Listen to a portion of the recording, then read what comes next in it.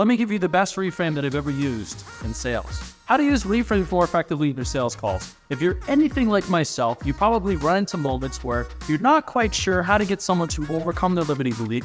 So what do we use? Stories, because stories are a good comparison. Now, there's a good book I read a while ago called Win Bigly by Scott Adams, where actually, believe it or not, stories and analogies are not that persuasive. You know why?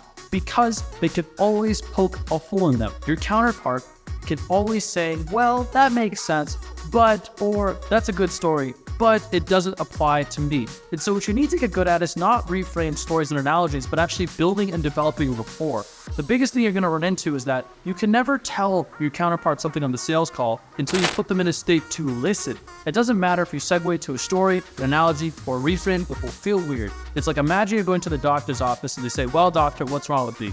Well, let me tell you a story once of something that it's like, no, just tell me what's wrong with me. So what you need to do before you begin delivering a story, an analogy, or a reframe is actually do something to put somebody in the state to listen to you, invoke curiosity. Well, it's a really interesting point that you bring up there. Do you mind if I give you my perspective? Interesting, that reminds me of something. Oh, would you mind if I shared something with you? Could I give you my thoughts on that?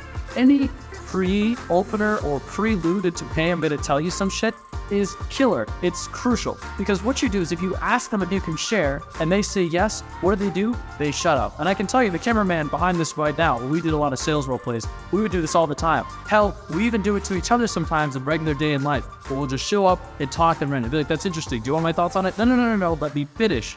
Right? So you need to put someone into the state of wanting to listen to you. So if your analogies or reframes suck, that's why.